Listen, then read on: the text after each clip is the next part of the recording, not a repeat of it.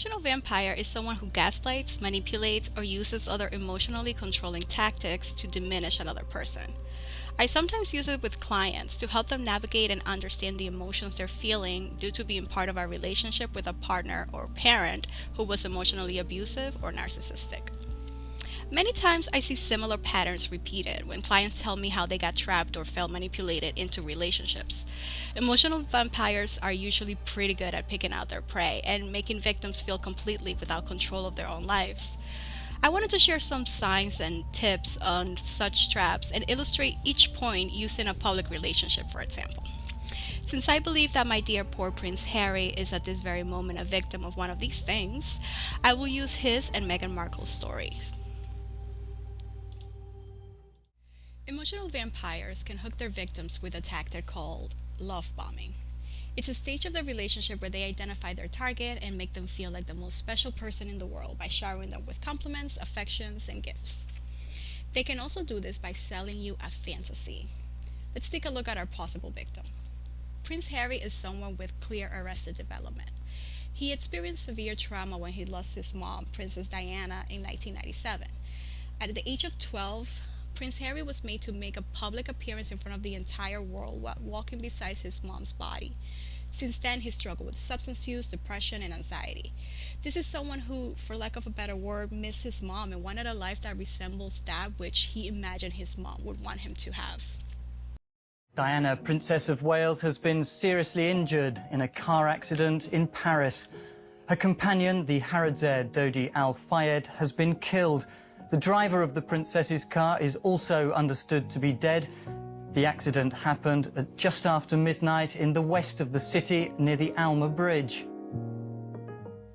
Emotional vampires fake and insinuate the perfect future together. They share just a little of their vulnerable side, enough to create the belief in their partners that they just found the partner of their dreams, that finally someone will love them as they always wanted to be loved. After their mom died, Prince Harry and Prince William were tremendously close by all accounts and reports. It was not until Prince William began to be encouraged to identify himself as the future King of England in interviews, and once he married Kate, that we see Harry finding himself without a real purpose in life.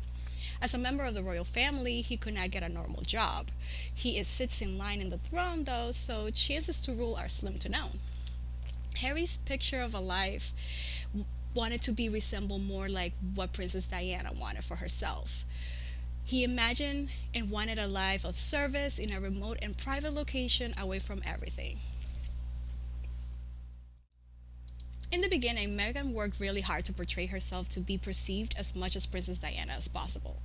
Much of the early conversations about the beginning of their relationships was about how much she was like Diana and how she acted very childlike when they were together, and even how they wanted to move to Africa after they got married and help locals in need like Princess Diana wanted to for herself. From a young prince who wanted to bury his head in the sand to a man who wants to make a real difference in the world, Prince Harry has opened up about how Africa has changed his life forever. I think in 1997 I went to Botswana, and that's when I really fell in love with Africa and what it has to offer. It is so clear now looking back that this was all a fake future that Meghan was painting to hook Harry in. It was later revealed that she never intended on truly moving to Africa. This is what Harry had to say about the incident. The palace signed off on us moving to South Africa. My father's office knew about it, my brother's office knew about it, and my grandmother's office knew about it. No one else knew. It was very much an internal document. No one else knew. And it was leaked to the Times newspaper, and then the whole plan was scrapped because it became a public debate. Once plans like that become public debates, 9 times out of 10 it is going to fail. Many claim that Meghan herself was the one to leak the news to the Times. It was not known at the time, but it is now confirmed that Meghan has been paying her publicists as well as friends to leak information she wanted made public to the media. Watching the Netflix documentary, it appeared to me that Meghan did not even like Africa or the idea of it, let alone ever wanted to live there permanently. The reports that Meghan always wanted to go back to Hollywood and never intended to live in Africa are not hard to believe, seeing the ways and things have turned out for poor Harry. Is Prince Harry really living his dream life in California? Or is he trapped in Meghan's narcissistic, ego-driven desire to finally make it in Hollywood. As soon as they were married, Meghan shut the idea of moving to Africa out of the picture. Once the emotional vampire obtains what they want, without notice, they shut the doors and windows out of the house of dreams of the victim. In reality, this occurs because there's an alternative motive. The emotional vampire would already have a plan of how they want their lives to look like in the end. Anything they do is only to bring them closer to their goal, not to their partners. There are different types of emotional vampires. You have the victim, the controller, the dramatic queen, and of course, the narcissistic. Narcissists crave power, and control is their aim game. Because at the very heart of a narcissist is a fear of abandonment. Rather than enticing their partner to choose to stay by behaving in a loving, kind, and respectful manner, they opt to do so through trickery and manipulation.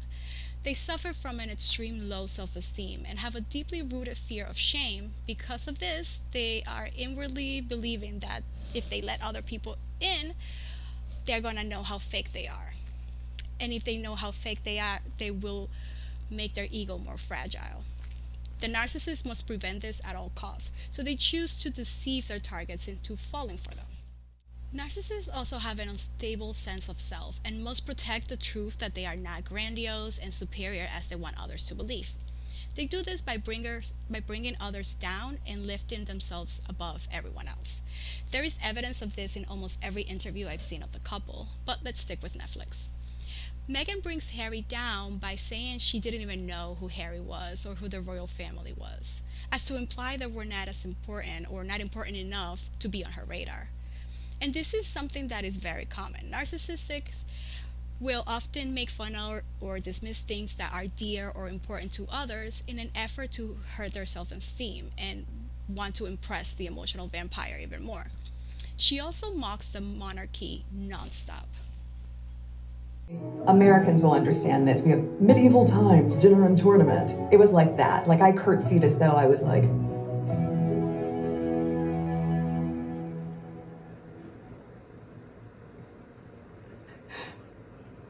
pleasure to meet you, Your Majesty. Harry bought this idea so much that in his book, Spare, he not only writes about how little Meghan knew about his family, but he also wrote that instead his brother, Prince William, and Princess Kate were a huge fans of Meghan and the show Suits. He writes in his book, quote, "Great, I thought, laughing. I've been worrying about the wrong thing. All this time I thought Willie and Kate might not welcome Meghan to the family, but now I had to worry about them hounding her for an autograph."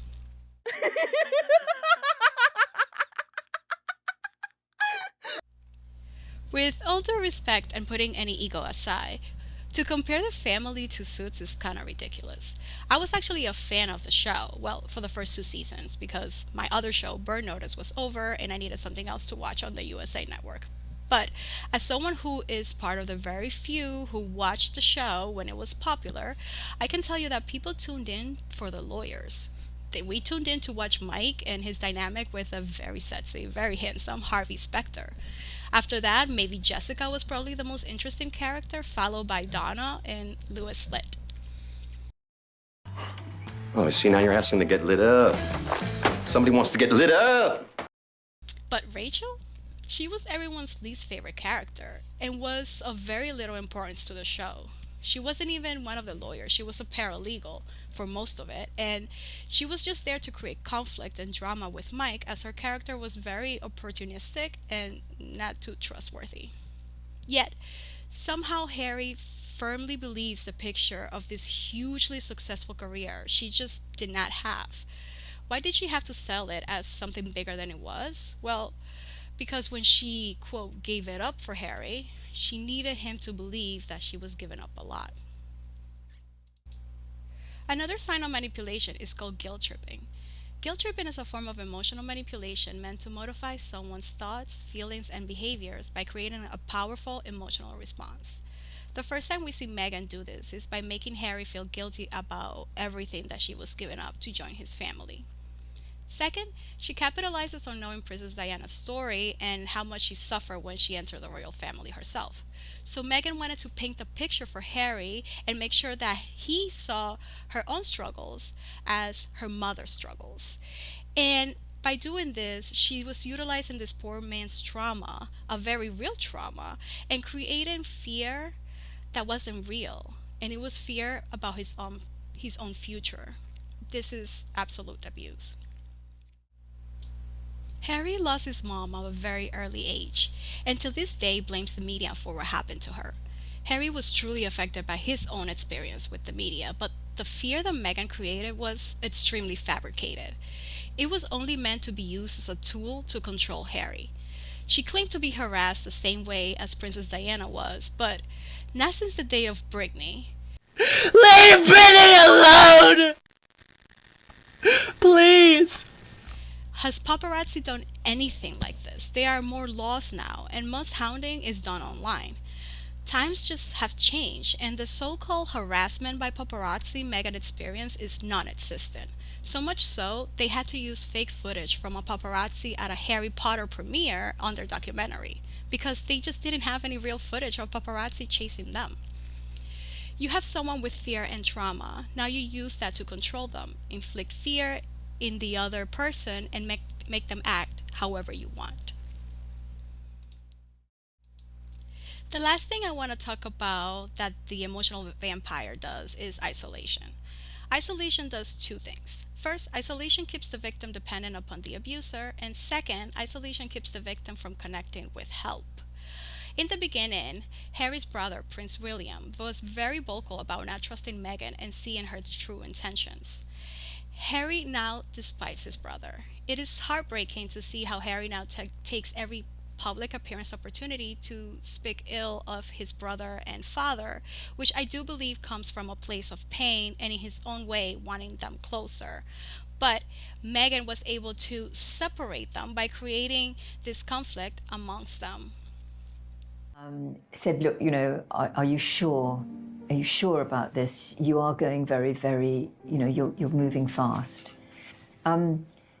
It was, I think, the most legitimate remark for William to make as his older brother. Their parents' marriage had disintegrated. William was just adding a voice of caution. And Harry, I think, took it very badly. There were other friends of Harry's, old friends, who said much the same thing. Again, Harry took it very badly. Relations blitz, appearing in a buzzy primetime interview with Oprah Winfrey that drew millions of viewers. In the interview, the couple discussed mental health issues, and the Duchess said she had suicidal thoughts after marrying into the British royal family. I think there is now an allegation of racism hanging over a member or members of the royal family. We don't know who. It was a terrible interview, which really did huge damage to the monarchy, to Britain as a whole, because Meghan talked about the country really being racist, and did huge damage to his relationship with his father and with William. Harry also accused his father of cutting him off financially, which we now know actually wasn't true. Now, if you're emotionally healthy and something like this happens, you might end the relationship. But if you're a codependent, you internalize any possible rejection from your partner. You make it your fault and try to figure out what you've done wrong. You jump through hoops trying to get the emotional vampire that which you know they desire and believe will make them happy and then love you. By using lies about feeling threatened, threatening suicide herself while she was pregnant, and telling the world that the family members of the royal family were racist, Meghan convinced Harry to isolate himself in America, far away from family, loved ones, and away from any voice of reason. Before leaving, the royal family appears to have wanted to throw an intervention with Harry alone while Meghan was away in Canada, something that many friends and family may do when they see a loved ones in a possible abusive relationship. But needless to say, this did not work, and Harry went to Meghan right away and told on the family. And it was only once Meg had left and gone back to Canada that it was then arranged that there was going to be a meeting at Sandringham on the following Monday. Imagine a conversation, a roundtable discussion about the future of your life when the stakes are this high, and you as the mom and the wife and the target, in many regards, aren't invited to have a seat at the table. It was clear to me that they planned it so that you weren't in the room. I think most of us have fell victim to at least one of these manipulative tactics. It is an unfortunately very common thing. When in pain, many choose to inflict even more pain onto others. I don't know them personally, but based on what I've seen and read, I do believe this is a toxic relationship and see clear signs of manipulation. With the coronation coming up and Meghan not attending, I do hope that the family does get a second chance at this intervention and at speaking and making up in the end. If you or someone you love is struggling with emotional manipulation, or if you feel you need help getting out of an abusive relationship, I am including some helpful links and resources in the description. Thank you for watching.